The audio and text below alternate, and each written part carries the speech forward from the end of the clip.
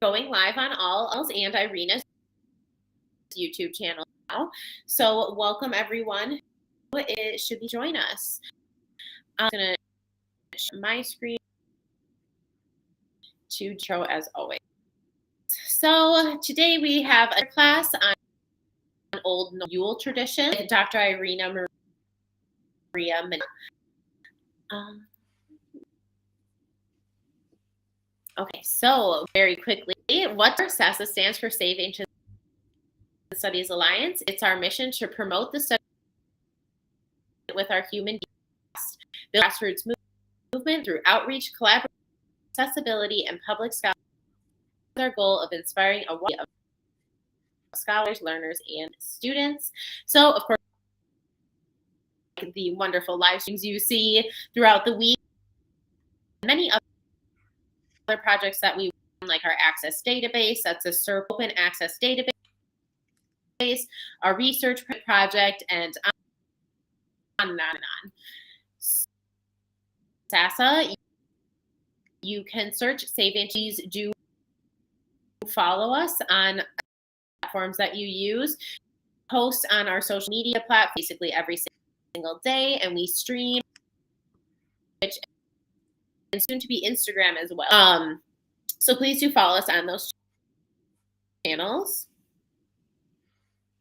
Call for the event. Please be kind and respectful. As always, listen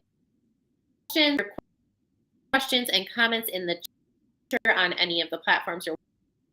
Please be patient with technology and those administering it. Everyone's different speed, it seems.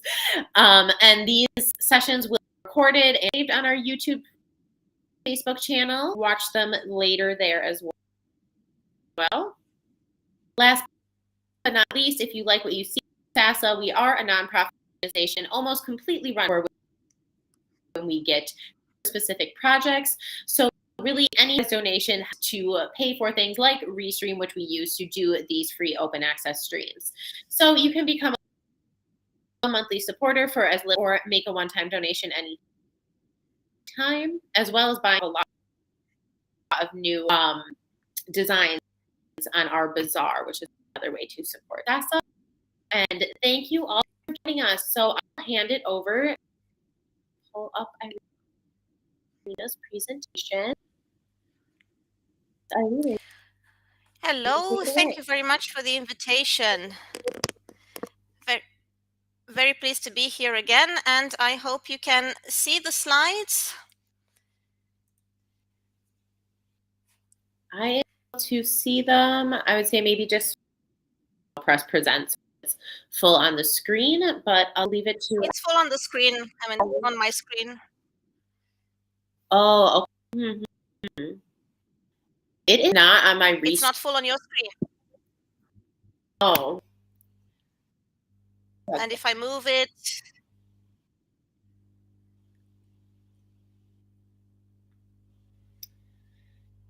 Yeah, it's full on screen. And I'm not sure why it wouldn't be. Could press present. I would think it would. Yeah, it's full on my screen, and I can't see myself, so. Okay. I would maybe of the full screen try to do it again. Or you're like moving around and stuff, you know. So I'm surprised it did full screen. Or if I do it like this, like if I hold. Yeah, your slides, and I can see you scrolling through it. Not full screen. Yeah, so apparently they can only move if I keep them like this. Yeah. So if I go, which kind of sucks, but I can do it like this as well. I mean. Yeah. I think. I don't know why. Like, look, why it wouldn't. Now, if I do this, I'm going to try again. So now I pressed again.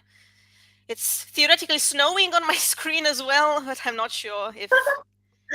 That's cute, but no. Unfortunately, I do not see that. No. It still has, like, you know, with the orange at the top. If any suggestion of how to make, do let us know. holidays to everyone too. Right. Happy holidays and happy Yuletide for those of you celebrating in the more pre-Christian pagan way. I think I can start in this form, although it's not exactly what I wanted, but I think we should start. Yeah, I think let's just get started. Yeah, it's just gonna appear a little bit smaller, and you can see what's coming next on the left side. But I don't think that's such a big tragedy. Yeah. Okay. Being well researched. Just let me know if the slides don't move. Yeah, I will let you know. Thank you, everyone. I'll be here in the back. Okay, so what I prepared for you today is a review of Yule, the celebration, the pre-Christian celebration before Christmas, and I'm going to discuss basically 4 points here with 2 larger points and 2 shorter points. So the first thing I'm going to be discussing is the calendar problem, because we often hear about Yule being a solstice celebration. That is, however, an outdated interpretation, and I'm going to explain why and delve a little bit deeper into the calendar of the Old Norse and medieval times. Then I'm going to be talking about the social and cultural dimensions of the feast, and here I will be using a lot of material from the sagas, from the Icelandic sagas. And the last 2 points include the problem of Santa Claus being somehow assimilated with Odin, which is also a little bit of a myth. And then I'm going to show you why Icelandic Christmas is very original. So, by the problem of Yule and when Yule was celebrated, we should look a little bit into the way the Norse organized time. And sorry about that. Okay. And for that, I'm going to be using probably the best book written on this topic. It's a book written by Andreas Norberg, who actually researched quite a bit in calendars in ancient Scandinavia and medieval Scandinavia, Iceland, Sweden, and so on.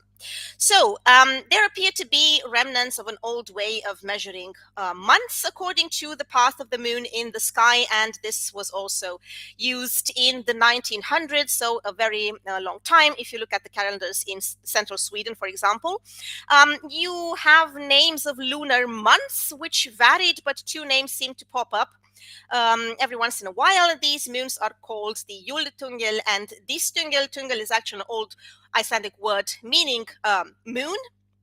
And related to these months, we have meetings or markets held, for example, in old Uppsala in late winter or spring. So the rule was that the Disting market, for example, was to be held at the time of the Distingstungel full moon, which was the full moon after the first new moon following Epiphany. And this is also mentioned in sources preserved from the mid-16th century, but it's usually considered that this way of counting time based on these moons and on these celebrations is actually of a much more ancient date, or at least of medieval date. So the Yule Tungel, for example, is mentioned as early as the 13th century in Icelandic sources, where it is referred to as Jólatungel, and at the same time, it's also found in the other Scandinavian countries as well as Finland. So throughout the Nordic region, it was stated that the Yule Tungel was the moon that shined at Epiphany. Now, it is likely that the relationship between the Yule Tungel and Epiphany originated in a pan-Nordic, pan-Scandinavian rule from the early Christian period, from the time when Epiphany started being a very important date, a starting point for calculating the Easter cycle as well. But on the other hand, the Yule celebrations and the Disting and its market originate most probably in pre-Christian tradition. The Disting, by the way, most probably is identified with the celebration known as the Dísablot by the old calendric rule.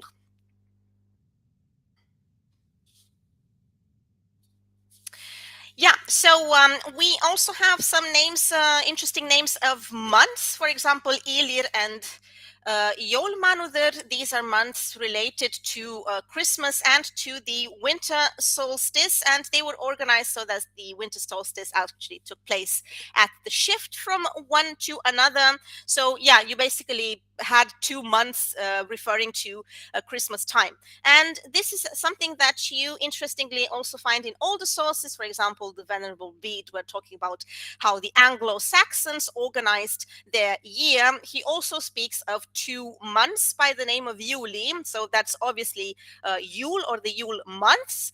And this pair of months is mentioned in a few centuries later in other English sources as well.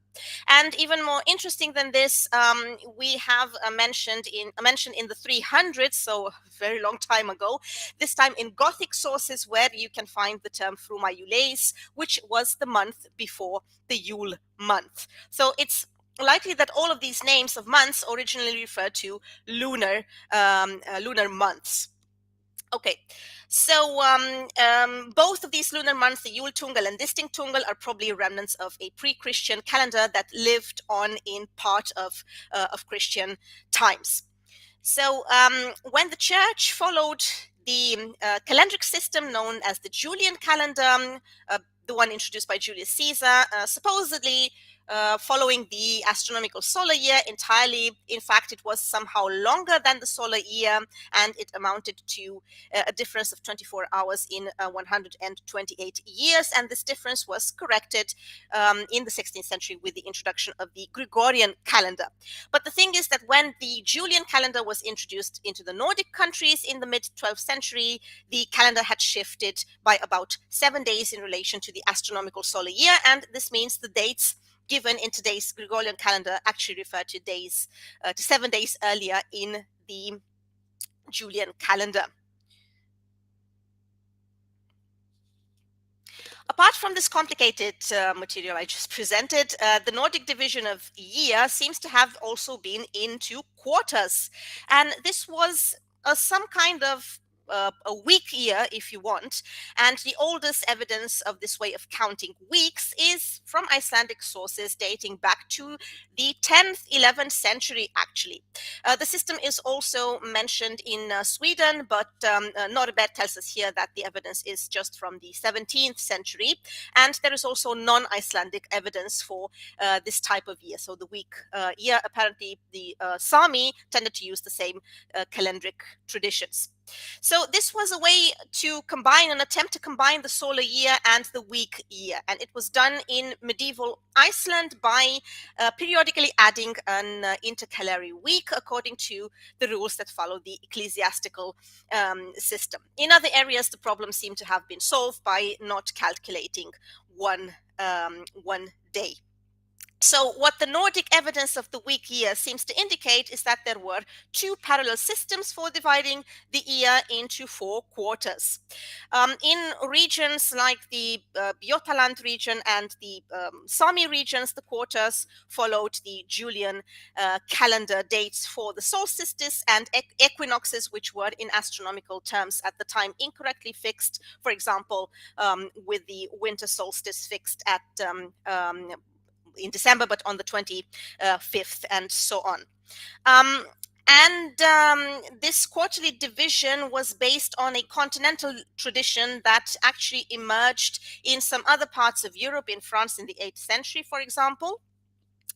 But all Nordic countries also contained remnants of another way of dividing up the year, which was most likely pre-Christian and also quite unique to this part of the world. So this division into quarters, you find references to it in folklore, in sagas, in provincial laws, and so on and so forth. But it's not really that directly stated somewhere. And this is probably in part due to the fact that the start of each quarter was initially calculated as a 3-day period, and eventually this was normalized to a single day period. And it would have been kind of like variable, like the original 3-day periods expressed with West Nordic names would have been something like the winter nights, which were celebrated on in October between the 13th and 15th of October, or the midwinter night, which will interest us a little later, between the 12th and the 14th of January. So it was a system of lunar months in which the fixed dates at around the middle of the Julian months corresponded with the date for the full moon in the middle of a lunar month. There arises the question of whether these dates were indeed so movable, and this seems unlikely because these were not just dates on a calendar or celebrations, they were also judicial periods. So, for example, periods where the thing would gather, and this suggests that they were somehow fixed in the solar year as well.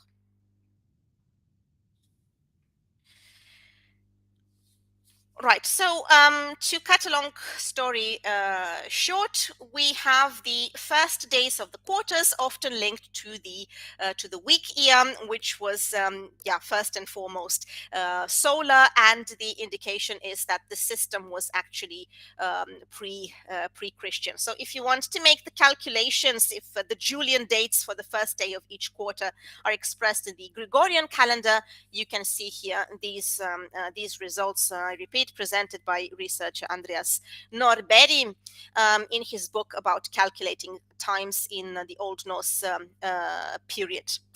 So, we can therefore presume that the pre-Christian Nordic quarters started 4 weeks after the dates that were assumed to be the astronomically correct solstices and equinoxes. Yet another calendar system appears to have coexisted along the week year in pre-Christian times, and this was based on a combination of the sun's and moon's movements in the sky, therefore the lunisolar calendar. And this type of time reckoning was also typical for the Nordic world, was calculated in accordance with the phases of the moon, most likely from one new moon to the next, and a normal year would comprise 12 lunar months, but seeing that a lunar month only lasted for 29.5 days, we have 12 lunar months amounting to 354 days, which meant that there was a 11-day shift of the lunar year in relation to the solar year, which is why you had to compensate for that with a 13th month, which was introduced about once every 3 years. So you have here, for example, in this context, interesting mentions of months with the names. Two of them I mentioned before, Ilir and Jólmánuður, and you also have Thori and Gói. The meanings of these months are a little bit unclear, but they do seem to have designated lunar months and not solar ones.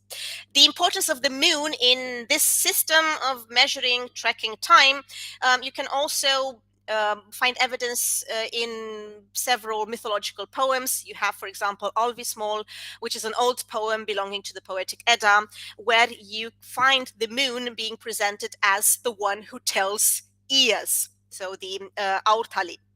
And you also find the designation Ni og Nith, which is waxing and waning moon.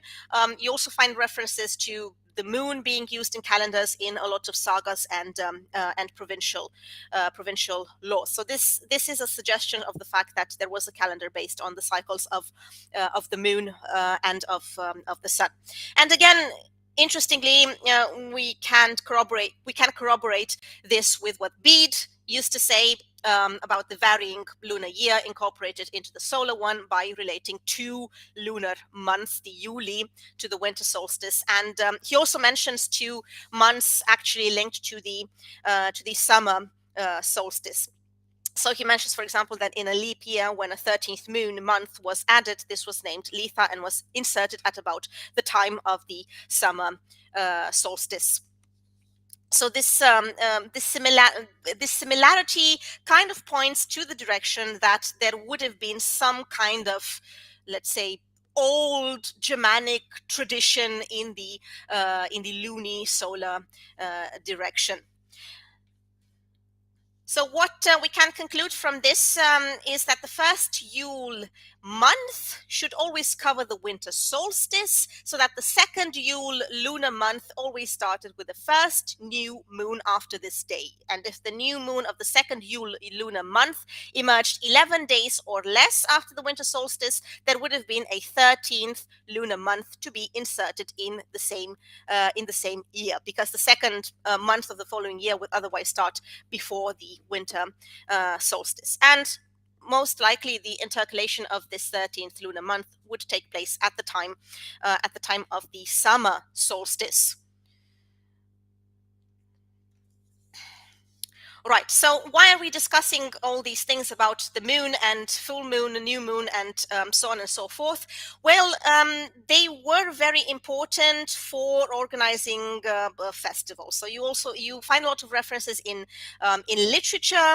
You find references to Desablot, for example, which seems to have been the most documented of these festivals, and the relationship to this cycle of the moon. This was the festivals held in the celebration of the Disir, which were allegedly feminine deities, and the feast might have occurred actually at the beginning of the so-called natural year, so the winter half of the year in the Norse world. And this would have been relevant, like I said before, because in such periods with the new moon or full moon, people also tended to organize markets and things.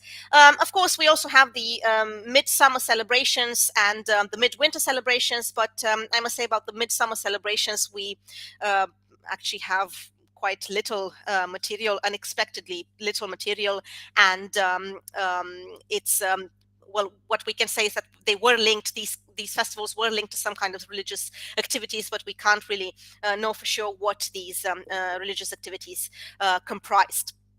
All right.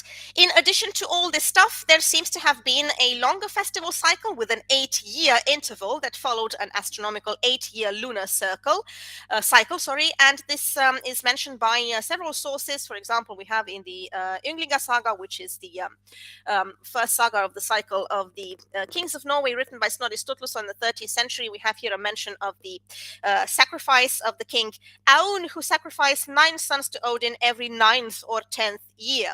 And other sources like Tietmar of Merseburg or Adam of Bremen, they mention Blot, so festivities, sacrificial festivities in Leire, respectively Uppsala, also mentioning something similar happening every 9th year. Now, every 9th year seems to be an inclusive expression, in the sense that the 9th day is already the first day in the other cycle. So you can compare it, for example, with myths such as Odin's ring, Draupnir, from which 8 new rings drip every 9th night. So this 9th night might have had some kind of magical connotations, like perhaps everything that you performed during the celebrations came to life or came to reality in this 9th day, or in the 9th year, if you're referring to the 8-year cycle. Okay, so this regulation, according to the full moons, was important because it had a cosmological dimension, and you are also frequently going to find in the sagas a formula, which is Til Árs og Friðar, for good year and peace. So Ár is not only year, it also means like a prosperous year, a year of harvest. So like, yeah, a good year, the year's crops. So it had to do a lot with this idea of cosmological creation, like in ritual terms. So what we can conclude from the sources, because, for example, Adam of Bremen reports that the major gathering in Uppsala took place over 9 days, but according to Snorri, the distinct market only lasted 7 days. They could have organized themselves with a potential market lasting 7 days, because celebrations, like religious celebrations, tended to be organized at night. So there might have been this market lasting for 7 days, and then they also had to organize the Thing meeting days, which seem to have lasted like about 2 days, and then you had these 8 nights of religious ceremonies, major religious gatherings being held in the evenings and at night. Which brings us to the topic, which is Yule and the time when Yule was celebrated, the pre-Christian Yule. So there has been held for a long time this interpretation with the solstice, but now it is considered by most research old and outdated. People started wondering about it ever since the 16th and 17th century, and back then it was already assumed that Yule was celebrated during the night of the winter solstice, and this perception seems to have been kind of enforced or supported about a reference made by author Procopius in his account from the 6th century, but this account has a lot of problems because it's not very sure what peoples he referred to in his account, because he describes a feast with inhabitants in the northernmost regions of Scandinavia, a feast held for the returning sun about 20 days after the winter solstice. So whether he refers to some Scandinavian Germanic peoples or perhaps Finnic Sami people, that's really not certain. An exact information about the time of pre-Christian Yule, because we do have an exact information about this, is given by Snorri Sturluson, our author of the Prose Edda and of the Heimskringla and probably other works as well. He says that the feast was celebrated at midwinter night. And this was a long time debated because the midwinter night did not occur until about after a month after the winter solstice, as already shown.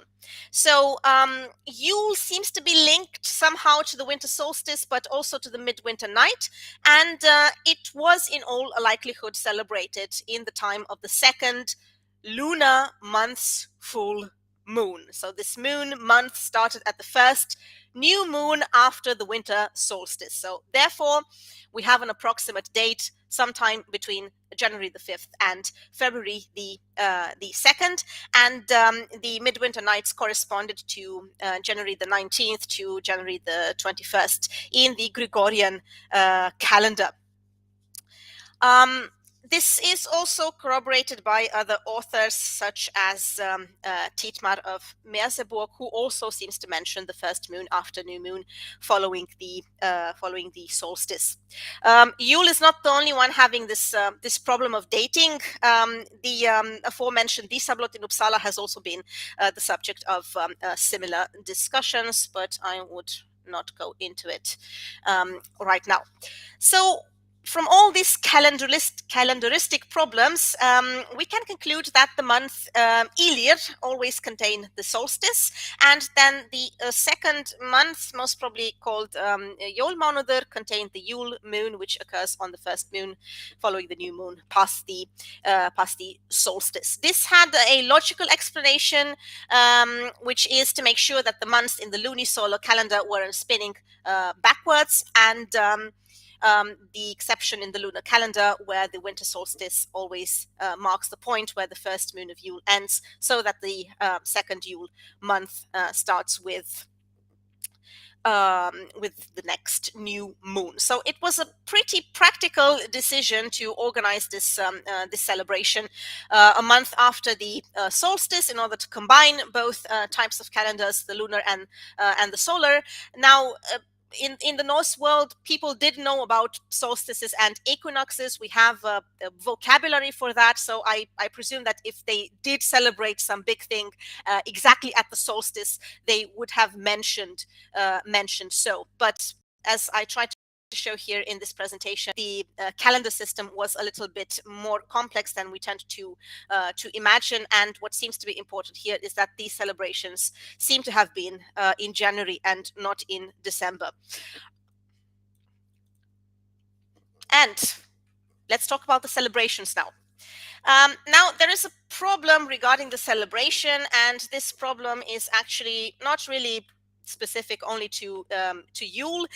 It has to do with the fact that Christian authors, because Christian authors are the ones who, talk about these things in the Middle Ages, so beginning with the 12th, 13th century, they don't really insist on rituals and celebrations. They insist a lot on myths. They try to recuperate some old stories, but with regards to the exact ritual, they only do it in order to show that something was wrong, that something had to be Christianized, that people were too pagan or to criticize something or to talk about something strange.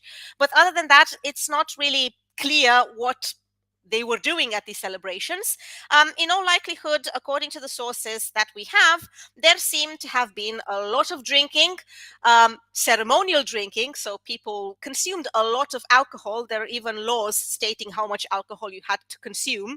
And then they started promising some stuff, making a promise, I don't know, going on a quest or gaining a land or gaining some kind of retinues, some kind of promise to show how much power they had or they would have after performing these quests. And of course, it was also a great opportunity for chieftains and kings to show off and to show to their subjects that they deserved support, and it was also a great opportunity to maybe forge new alliances and so on and so forth.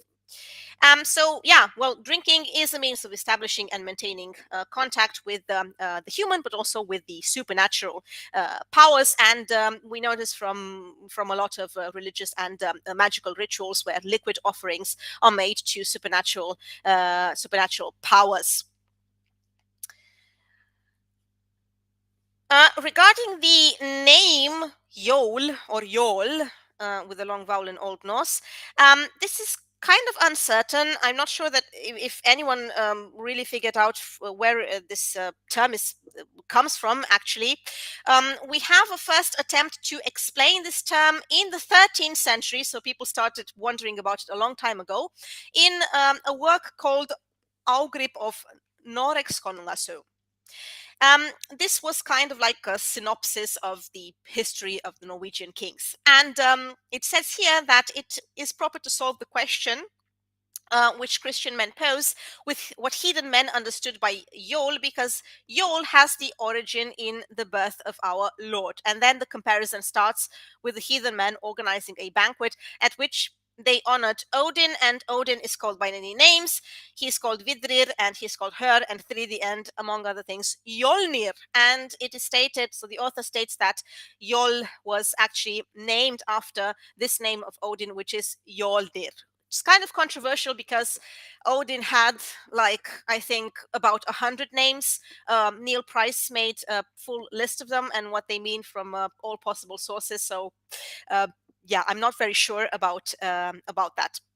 But at any rate, this shows us that it is probable that in the 13th century, this is the way people, like Christian people, perceived Yule as a feast in honor of Odin. And ever since, a lot of etymologies have been proposed. For example, the root aulos, and meaning a larger type of cod, and also some kind of plant, maybe the angelica, related to this root owl. There was also an attempt to link it to the name Julius. There is really no agreement about the origin of the word. Some dictionaries state that the basic Germanic form is seen in a form such as Jeula, but what it means, we don't really know. So if anyone has an idea and is better at linguistics than I am, then please propose a theory about this name. All right, so I'm going to continue with a couple of sources where we can actually find something related to this event and what people used to do at this event. First and foremost, we have from Snorri the saga of Håkon the Good, which speaks of rescheduling Yule and stopping sacrifices because the king tried to convince everyone that it would have been a better idea to have like a unified celebrations. So let me just skip a little bit the Old Norse text, and I'm going to just tell you what it is about, broadly speaking. So it says here that there was an ancient custom for Sither when a sacrifice should take place that all farmers, so bönder, should come there where the temple was and bring with them provisions to consume while the feast lasted. And then the author starts complaining. Að veislu þeirri skildu allir menn öll eiga. Þar var og dreppin alls konar smali og svo hross, en blóð það allt, en þar kom af. Þó var kallað hlát og hlátbollar það, en blóð það stóð í, og kláteinar. Þar var svo gert sem stökklar, með því skildi rjóða stallana öll saman, og svo veggi hofsins utan og innan, og svo stökkva á mennina, en slóttur skildi sjóða til mannfagnaðar.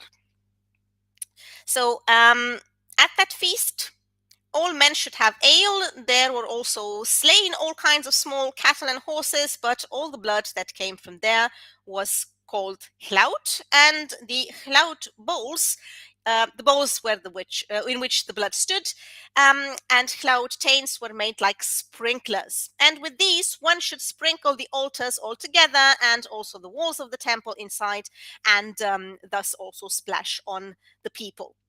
Then the meat should be boiled for human enjoyment. Fires should be on the middle of the temple floor.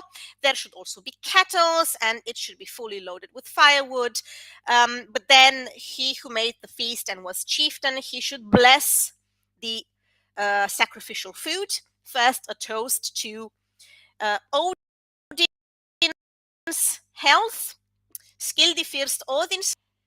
Then a toast to the victory and prosperity of the king, drekka til sigurs og ríkiskonungi sínum, and then a toast to Njord and Freyr for a good harvest and peace. Or Freyr or Freyr, depends on whether you want to pronounce it in an old way or in a modern way. Anyway, after that, says the text, it was common for many to drink a toast to Bragi, who was the god of poetry. People also drank to the health of their kinsmen who had been illustrious, and that was called a lesser libation. So what we have here is a reference to the sacrifices performed with the animals and the blood being sprinkled for prosperity, and the toasts held have a couple of names of deities here, and besides the deities, it was also important to toast for the king and for people who had done something important, for the community, illustrious kinsmen. Snorri also has some references to this in the saga of Olaf the Holy. And here it is about a district called Marin, which was a significant place back in the day, because it was, I think, among the last districts to be Christianized, and it was a lot of work to be done here in terms of compromising with the people in the area. So, for example, it says here that the king accused the farmers for having a midwinter sacrifice, at þeir hefði haft miðvetra blót. So again, midwinter, not the solstice. And then we have this farmer, Ölvir, who replied, saying that the farmers were mistaken in their accusation, and he stated that they actually had Christmas celebrations and gatherings throughout the district, and the farmers didn't intend to organize a Yule feast in such a way that it would lead to excessive revelry. And he goes on to say that people have been drinking for a long time, and Marin is a very significant gathering place with a large hall, and the surrounding area is densely populated, and it seems good for people there to drink together. Þykir mönnum þar til gleði gott að drekka mörgum saman. So again, celebration with alcohol, community building, if you want to. The king was not very pleased. He responded angrily, and he seemed rather stern, and he believed that he knew the truth better than what was being reported, and he ordered the farmers to go back home, stating that I will find out the true facts, and you will not escape my judgment, and whatever happened here, do not do it again. The farmers then went home, reported their journey, not without embellishments, and it was clear that the king was quite displeased. So it seems that people did tend to keep some of their old habits, but at the same time they were trying to make a compromise, in the sense that, okay, maybe at the surface we can have something more Christian, but please let us keep our pre-Christian beliefs as well. So it was a case of hybridization, if you want. Besides these two very important sources, which stem from Snorri, like I said, we have a lot in the sagas, but not a lot about what actually happened, like I said. So we have, for example, in Icelandic saga, some references about a guy named Gissur, for example, who invited many people to the Yule feast. So Fjöl meant Jólaboð, and then he invited his friends for the 8th day, and there was mead blending and the brewing of mungot, which seems to have been some kind of strong ale. And in the same saga, we also have a reference when, again, Gissur and some other guy, Jon, spent Christmas at the king's court, but they are said to have lodged at a great hall, a great gathering elsewhere, and then it happened that the king actually provided with drinks from the royal cellar. It's just mentioned that they were there with the king during Christmas, as usually the pages, the retinues did. So Skutilsveinar. So anything else is a bit uncertain what they were doing there. The same you can see in the saga of Njol, Brennu Njol saga.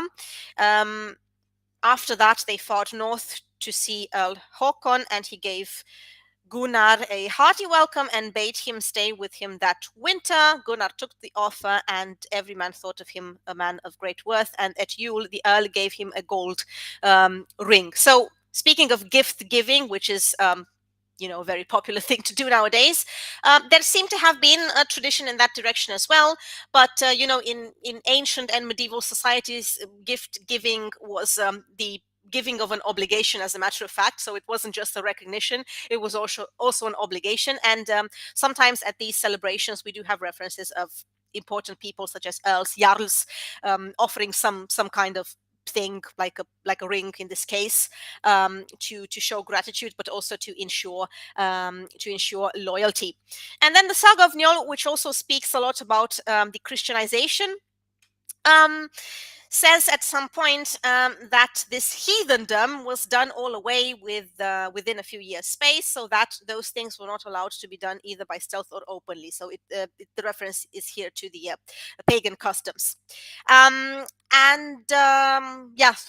uttered the law as to keeping the Lord's Day and fast days, Yuletide and Easter, and all the great high days and holidays. So it is here a point where we can say, okay, Christmas and Yule tended to blend in this one holiday.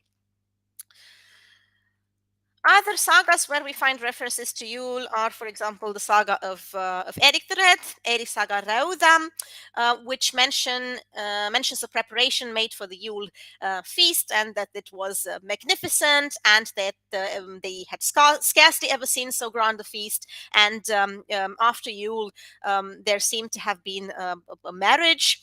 The subject of a marriage with a girl named Gudrid was brought into question, and the Yule feast was prolonged and turned into a larger feast, a marriage feast. What else I found? I've also found some references in Finnboga Saga Rama, again with some gift giving, I think. So yeah, Finnbogi thanked the Jarl warmly, and all the men were greatly pleased by this. And they said that in 17 winters they had not been such an exchange as this. And it was a reference to a holiday, at any way. And the Jarl seems to favor him at Yule, and he becomes a retainer. And no one with the Jarl had a greater success than Finnbogi. Yeah. So again, Christmas, Yule seen as a chance to exchange loyalties, or maybe shape new loyalties, gain supporters, or offer your services to a lord.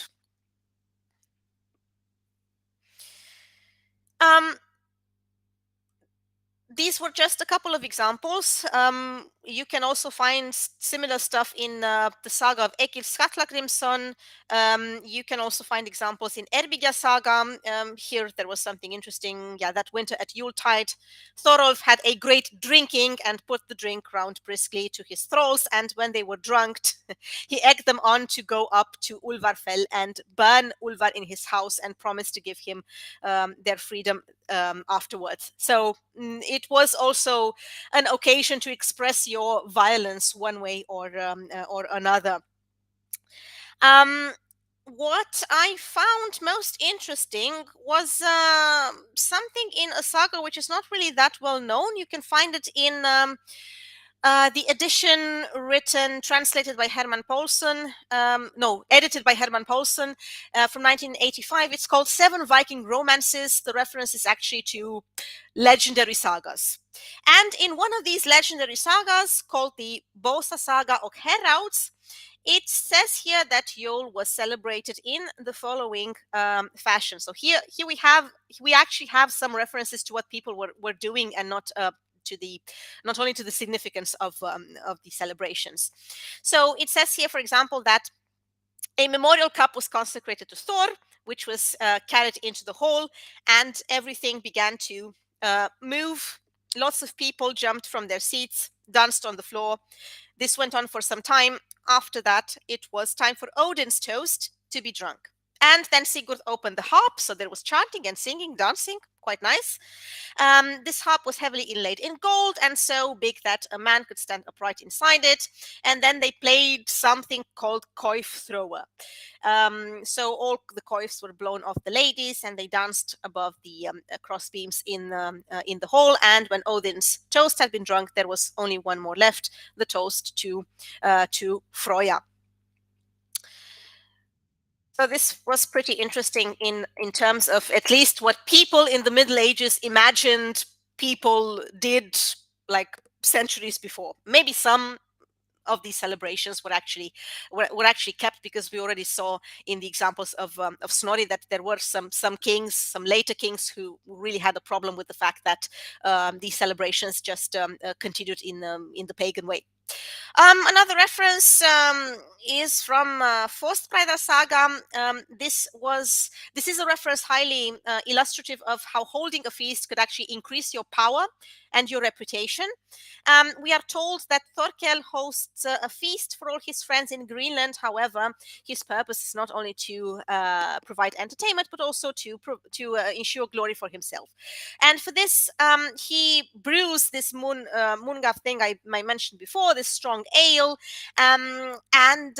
What is interesting here is that he doesn't really just want to offer alcohol. This wouldn't be enough to increase his fame. He also has to provide the right setting, but then the problem seems that he doesn't really have these implements of display, so he actually borrows it. So he borrows furniture, tapestries, and goblets from some friends, and he gives them back. But with them, he is able to organize this very big celebration in order to increase his fame. All right, and speaking of Drekajol, which is something you will going to find is something very common in the saga. So to drink Christmas, it sounds a bit bizarre, but you can also find it in reference to other terms. For example, to drink a wedding or to drink a funeral.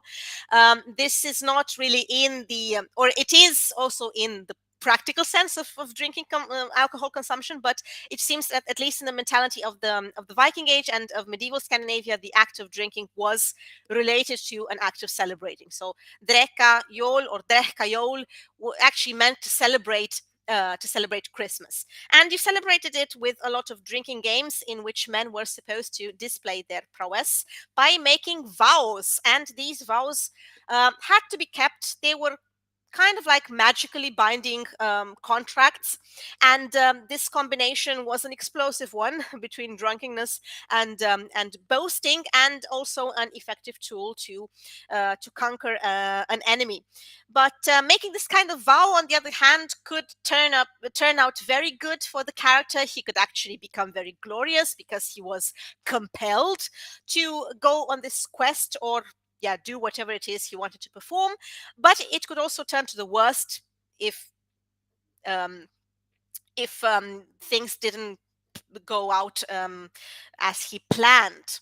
But at any rate, Yule feast also meant vows and vow swearing. And we have an example about this in Saga or Honveria, for example, when during a Yule feast, a group of men make a series of vows in the following fashion. So we have Hroar, for example, here as the main character, standing up and saying, "Here I step on the trunk and make this vow. I shall have broken into Sorti, the Viking burial's mount, before the next Yule." He plans to defeat an undead or a mound dweller, a hugboar. I talked about this in my previous lecture about the Norse undead. If you want to know the whole story, just go to that lecture.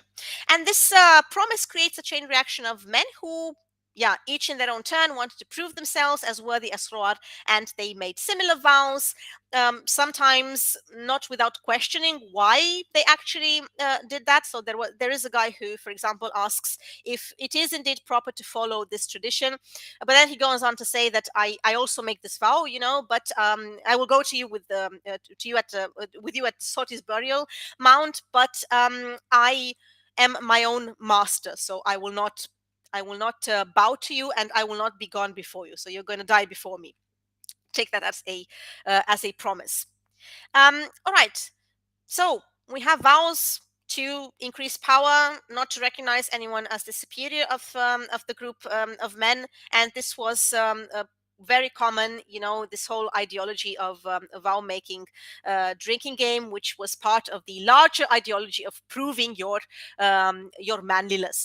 There is also a myth about Thor when he gets involved in a series of games, of magical games, with the Jotun, the giant Utgardaloki, and he's considered to be a great drinking man, Drekjumaður. So it was really a compliment if you could drink a lot and then be able to prove yourself despite or with all the drinking, and so on.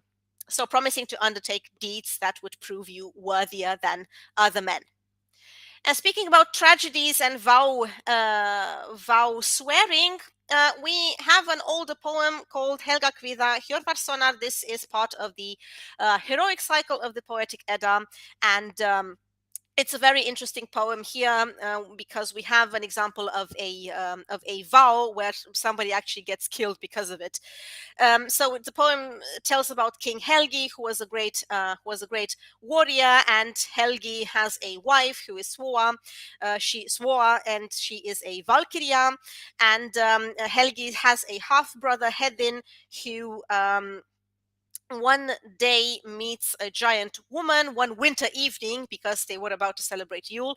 He meets a giant woman riding a wolf and using snakes as reins, a troll woman, and she offers to accompany Hedin, and he says no, and then she places a curse upon him. And that evening there was the Yule feast, and oaths were sworn on a boar. Might have been the boar of Freyr, might have. And Hedin actually swore that he would take Suova, the daughter of King Eilimi, his brother Helgi's lover, as his own wife. But then he immediately regretted his oath. Then again, the oath was already spoken. So if the oath was already spoken, then you had to go on with it. It was binding. But Helgi doesn't really seem that concerned about it because he says that Hedin should not concern himself because these oaths tend to become true after a while. They always prove to be true. And at any rate, Helgi was aware of the fact that at some point he will have to fight someone. And in case he dies, it would have been a better idea for his own brother to go on and take care of Suova than leave her in the hands of another man.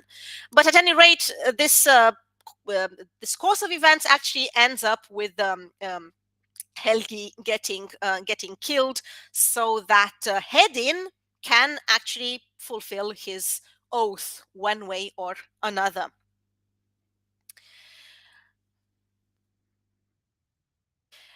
All right, now towards the end of the presentation, let's address the elephant in the room. Um, I try to present to you what we can find out from the sources about both when the celebration was held and what people actually did at the celebration. There has been, in the course of time, a tendency to like overinterpret the sources. So you're going to find a lot of myths regarding, for example, the Christmas tree invented by Germanic peoples, which was, yeah, it's nothing more than an invention. And one of these myths which just seem to live on and not die out is the connection between Odin and Santa Claus, because I mentioned before previously in multiple occasions that during the Yuletide celebrations there was a toast in the name of Odin, and based on that based on that fact, or mention, part of the celebration, some people have come to the conclusion that because Santa is related to Christmas and Odin is related to Yule, that they might have been somehow connected to each other. That's not really the case, because the history tells us something very, very different, which is the fact that Santa Claus most likely is based on Saint Nicholas. It's a rebranding of Saint Nicholas, Nikolaus of Myra. And by the 15th century, this cult of Saint Nicholas had spread all over Western Europe. And he was widely known, as a matter of fact, as a bringer of secret gifts. There were also some legends in the 9th century about him secretly bringing the sacks of gold to a poor man to pay his daughter's dowries, among many other legends circulating about Saint Nicholas. And Odin and Santa Claus actually have nothing in common in terms of their respective iconographies either. Saint Nicholas, if you look at the way he's represented in the course of time, you're going to see that he is actually bishop. Yeah, he's dressed as a bishop in a very Byzantine way. And Odin, on the other hand, he has a spear and the 8-legged horse and the one eye, and he's also a too much of a violent god, so that he can serve as an example for somebody as generous as Saint Nicholas. It is true, however, that in old poetry you will find Odin as the bringer of Yule, the Yule, Jolnir, for example, in a poem called Holegatal. However, this doesn't really prove anything. So, like I said, they really have very little in common.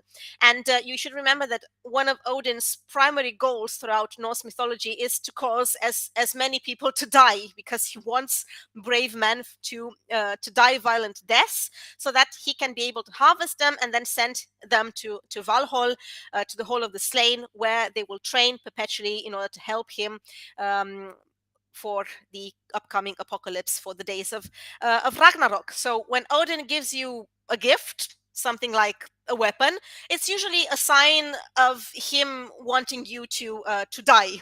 So, for example, in the saga of the Volsungs, Odin gives a magic sword that can cut through rock to the hero Sigmund, and Sigmund uses the sword to kill as many enemies as possible. But when Sigmund grows older, Odin decides it's time for him to go to Valhall, and one day, as Sigmund is heading into battle, he sees an old man with one eye, dressed in grey, wearing a wide-brimmed hat, carrying a spear, and this man is obviously Odin. And Sigmund swings the sword given to him by Odin against Odin's spear, but then the sword shatters and Sigmund is disarmed, and then he can go to Valhall with Odin.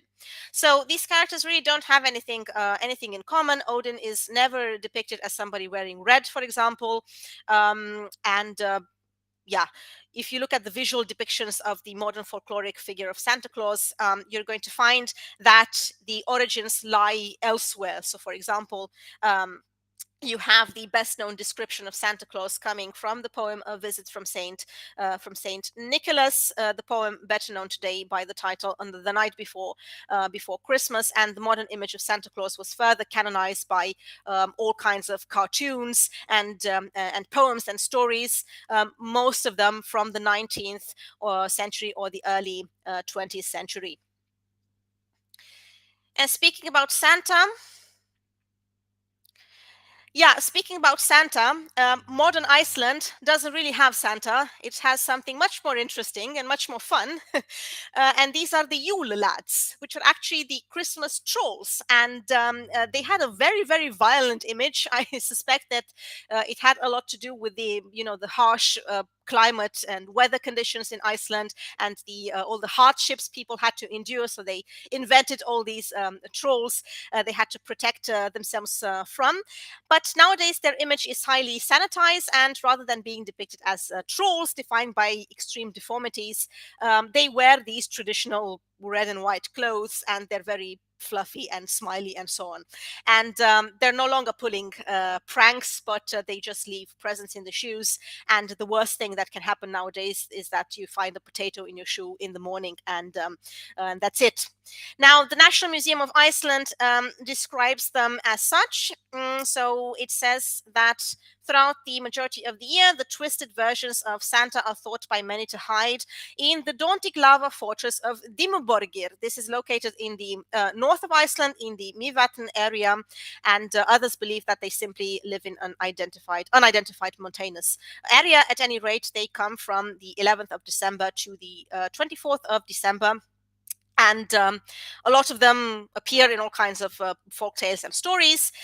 We have a poem about the Yule lads, which appeared in the book Christmas is Coming, Jólin koma, by Jóhannes Kötlum in 1932, which served to make their names better known. However, this idea of the Santa Clauses, the Yule lads, you can also find in older sources, for example, in the 17th century in the poem of Grilla.